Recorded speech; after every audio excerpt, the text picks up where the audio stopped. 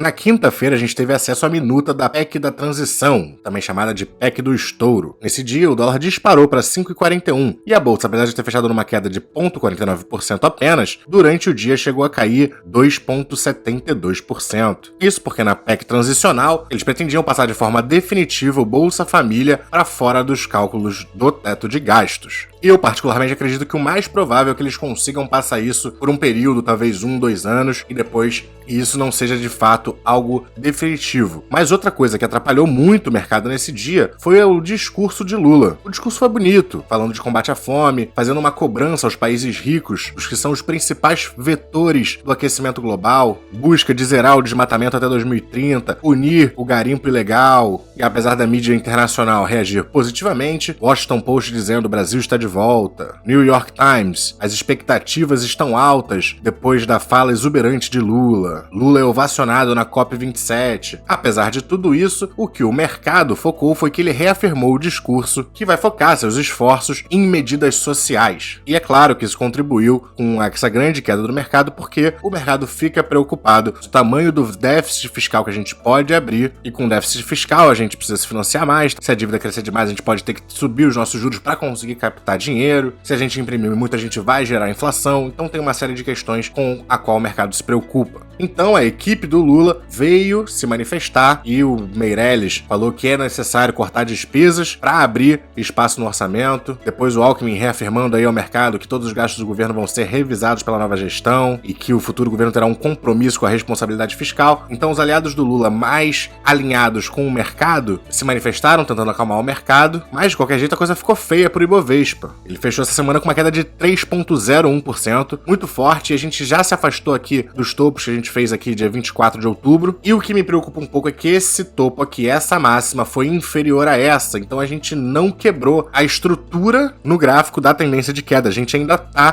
tecnicamente em uma estrutura de queda. Claro, a gente pode estar começando a reverter, a gente tem suporte aqui, 3 médias móveis importantes próximas, se a de 200 períodos conseguir aguentar a gente voltar a subir daqui, a gente pode sim colocar a tendência de alta, e apesar de eu acreditar muito no Ibovespa pro longo prazo, eu tô ficando um pouco mais incerto com o curto prazo. De qualquer jeito, essa queda abriu oportunidades. Camil voltando aqui para os 9,48, perto de um nível onde ela vem mantendo alguma resistência já há algum tempo, pelo menos desde aqui, assim. Telefônica Vivo despencou nessa última semana aí, com uma queda de 6,45%, num preço muito atrativo, não só num ponto perto de suportes anteriores, tá? Esse nível aqui funcionou de suporte de 2020 até setembro de 2021, então estamos aqui num ponto bem atrativo para a Vivo, na minha opinião. Porto Seguro aí, depois de uma alavancada, uma subida forte, 2 semanas grandes de queda. Sanepar, mesma coisa da Vivo aqui nesse ponto que vem sido suporte desde a crise de 2020 até hoje, aos 3,46, também um ótimo momento de compra. Até Taesa caindo um pouquinho, né? Caindo 3,92% nessa última semana, mas a Taesa ainda assim tá, a gente pode ver o gráfico subindo já há bastante tempo, tendo uma performance muito boa, então eu ainda gostaria que ela caísse um pouco mais para eu voltar a comprar sem medo, talvez aqui mais perto dos 10 e pouco, 11 reais. Mas ainda assim, voltaram várias oportunidades ao mercado. No IFIX a gente também teve mais uma semana de queda forte de 1,92%, pro IFIX isso é bastante, e junto com essa queda, várias oportunidades voltaram, VGHF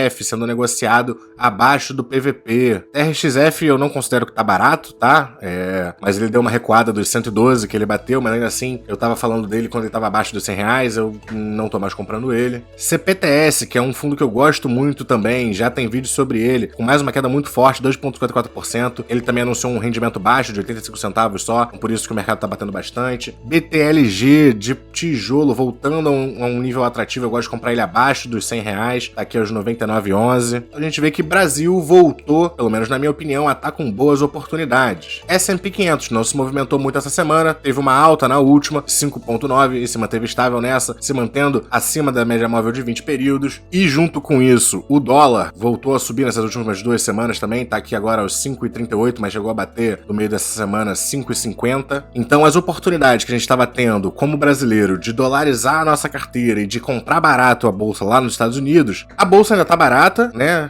Eu acho que ainda tá num bom ponto de compra, mas o dólar subiu legal, então a oportunidade diminuiu, o que me faz focar de novo mais aqui no Brasil. E apesar dessa subida recente do S&P 500, a gente continua vendo sinais das empresas se preparando para uma possível recessão, com a Amazon fazendo novas demissões, informando na verdade que esse processo de demissões vai continuar bem até o próximo ano. E só um disclaimer óbvio antes de terminar o vídeo. Primeiro é que essas oportunidades que eu falo são na minha opinião, não sei se vai caber na sua estratégia, na sua carteira, você tem que estudar e tomar suas decisões por si mesmo. E é óbvio que mesmo essas empresas que estão perto de suportes, Sanepar, a Vivo também aqui no nível que foi suporte há muito tempo, a própria Ambipar, que eu não comentei no começo do vídeo, mas pode caber aqui, apesar delas estarem perto de suporte, não quer dizer que elas não podem cair mais. Elas sempre podem cair mais, principalmente se o Ibovespa continuar caindo como um todo. Bom, o Bit by Bit vai ficando por aqui. Se você gostou do conteúdo, não esqueça daquele like, se inscrever no canal, comentar aqui embaixo que você gostaria de ver no próximo vídeo. Bons investimentos e até a próxima!